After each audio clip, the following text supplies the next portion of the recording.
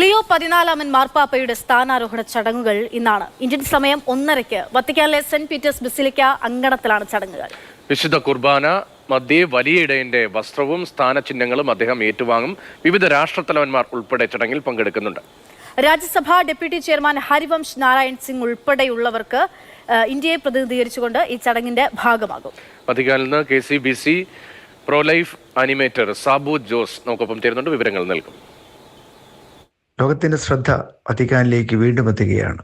May 8 cysteine ചാപ്പലിൽ 133 കർദിനാൾമാർ തെരഞ്ഞെടുത്ത 69 വയസ്സുകാരനായ മാർപ്പാപ്പ ഇതാ എന്ന പുതിയ പേരിൽ സ്ഥാനചിഹ്നങ്ങൾ ഏറ്റെടുക്കുവാനുള്ള ക്രമീകരണങ്ങൾ ആരംഭിച്ചു. തണുപ്പുള്ള കാലാവസ്ഥയാണ് ഇവിടെ എങ്കിലും വളരെ ആവേശത്തിലാണ് കുടുംബാംഗങ്ങളുമായിട്ട് അനേകർ ഇവിടെ എത്തിച്ചേർന്നിരിക്കുന്നത്.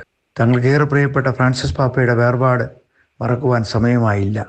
ആ മാർപ്പാപ്പ ഏറെ സ്നേഹിച്ച ആ മാർപ്പാപ്പയുടെ പാതകൾ പിന്തുടരുന്ന ലിയോ 14 മാർപ്പാപ്പയുടെ സ്ഥാനാരോഹണ ചടങ്ങിൽ പങ്കെടുക്കുന്നതിൽ വേറെ അഭിമാനവും സന്തോഷവും എല്ലാവരുടെയും മുഖത്ത് കാണാം. വിശുദ്ധ പത്രോസിൻ്റെ സിംഹാസനം സ്ഥിതി ചെയ്യുന്ന വത്തിക്കാനിലെ സെന്റ് പീറ്റേഴ്സ് ബസിലിക്കയുടെ പരിസരം ജനലക്ഷങ്ങളാൽ നിറയുകയാണ്. ഇന്ത്യൻ സമയം 1:30 ഇറ്റാലിയയിൽ ഇത് രാവിലെ പ്രഭാതം 10 മണിക്കാണ്. 267 മാർപ്പാപ്പ ലിയോ 14 എന്ന പേരിൽ ഇന്ന് സ്ഥാന ആരോഹണം നടക്കുന്നു. 2025 കത്തോലിക്ക സഭ ജൂബിലി വർഷമായി ആചരിക്കുന്നത് കൊണ്ട് വിവിധ രാജ്യങ്ങളിൽ നിന്നും കുരിശുകളേന്തി ധാരാളം പേര് പ്രാർത്ഥനയ്ക്കായിട്ട് ഇന്നലെ എത്തിച്ചേർന്നു.